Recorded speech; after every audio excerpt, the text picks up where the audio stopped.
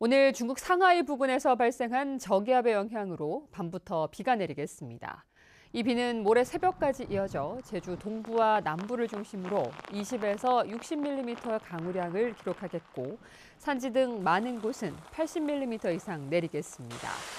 제주 서부와 북부의 경우 5에서 30mm의 비가 내릴 것으로 예보됐습니다.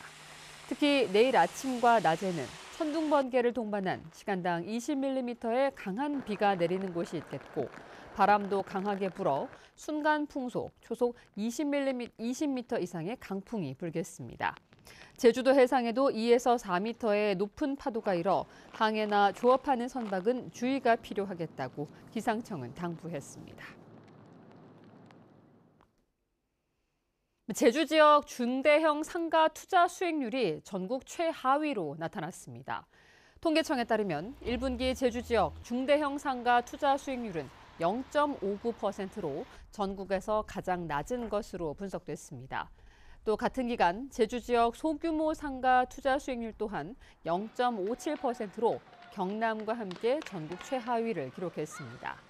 한국부동산원은 지난 2022년 말부터 하락세를 보이고 있는 토지 가격 등의 영향으로 전국 평균 수준 소득 수익률에도 불구하고 제주시 중앙사거리와 광양사거리를 중심으로 6분기 연속 자산 가치가 하락한 것으로 평가했습니다. 지난해 제주 지역 외식업체 폐업률이 코로나19 때보다 높아졌다는 분석 결과가 나왔습니다. 핀테크 기업 핀다의 빅데이터 상권 분석 플랫폼 오픈업에 따르면 지난해 제주의 외식업 폐업률은 20.9%로 2020년 10.88%보다 갑절 높았습니다. 업종별로는 쌈밥 전문점 폐업률이 44.38%로 가장 높았고 재래 음식과 도시락 전문점이 각각 뒤를 이었습니다.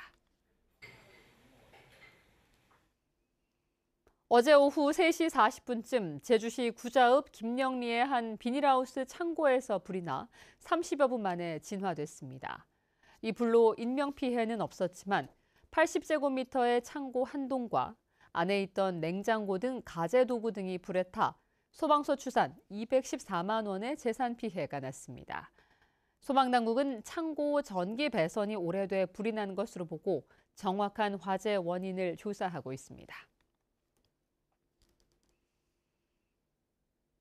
지난해 제주에서 보험 사기 69건이 적발돼 100명이 검거된 것으로 나타났습니다.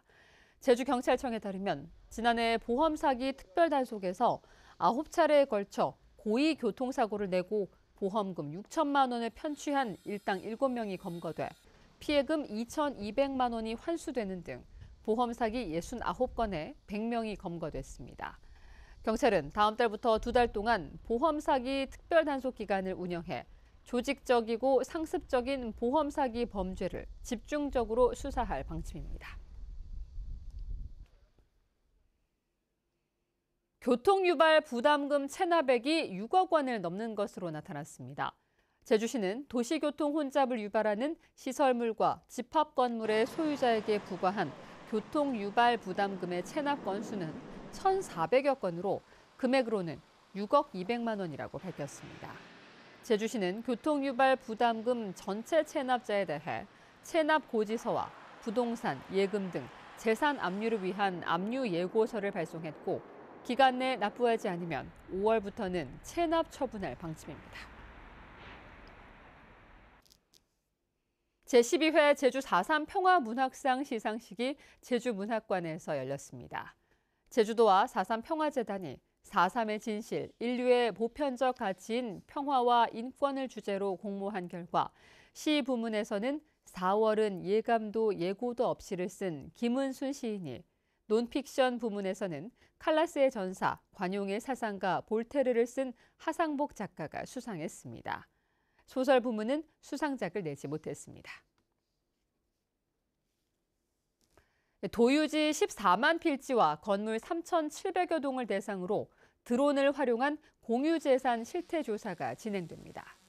제주도는 오는 10월 말까지 공유재산 무단 점유와 훼손 등 불법 사항을 점검하고 오류자료 정비와 누락 재산 발굴 등 실태조사를 추진한다고 밝혔습니다.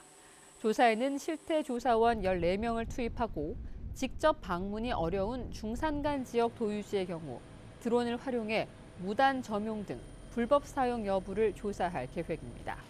한편 제주도는 지난해 무단 점유 1,400여 건을 적발했습니다. 뉴스데스크 제주였습니다. 고맙습니다.